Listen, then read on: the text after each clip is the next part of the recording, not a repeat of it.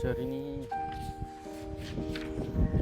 Assalamualaikum bang, ni ada package Salam. umrah bang. Boleh tengok-tengok dulu bang.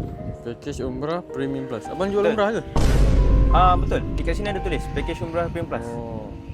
So package kita orang kat atas ni. Tak sama pun muka abang. Memang tak sama bang sebab tu bos saya. Oh. Saya staff je. Tu bos saya. Abang ada plan nak pergi umrah? Ada nak pergi esok. Nak pergi esok boleh lah kot. Kita try tengok dulu. Jom naik dulu. Boleh pergi esok ke? Jom try naik dulu. Okey, jom. So okey bang, boleh duduk dulu. Nanti saya ambil saya punya booklet, saya ambil poster, saya tunjuk kat abang. Package kita. Okey, boleh bang. Dia nak minum-minum ke? Saya nak ambil air masak jap belakang. Saya nak air katira.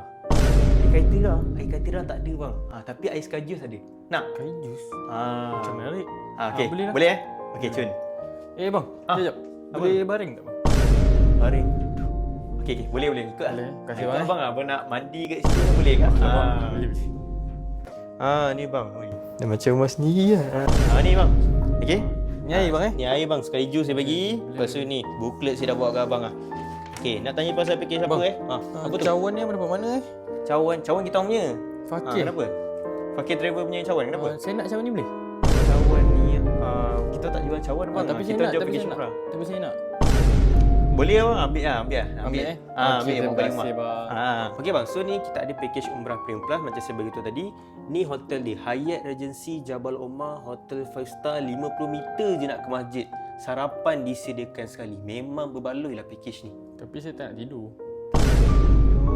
Okey lah macam ni bang. Kalau abang tak nak tidur, nanti abang penat bang. Tapi kalau abang tidur, abang dapat energi. Abang tak penat lah nanti. Tapi kalau tak tidur tak ngantuk ke? Okey lah bang, saya rasa nak proceed lah bang. Okey, cantik bang. So macam mana bang? Abang nak package mana bang? Saya nak pergi package yang pergi dulu umrah, Okey. lepas tu bayar kemudian. Lepas tu bayar pula bang Bang, abang mencabar saya bang. Tu bang, abang ambil flyers ni. Okey, nanti abang packing kat rumah. Lepas tu nanti saya call balik Okey bang. Esok saya datang balik bang. Okey, boleh. Esok Saya abang call kerja balik. tak? Okey, saya tak kerja esok. Okey bang. Bye.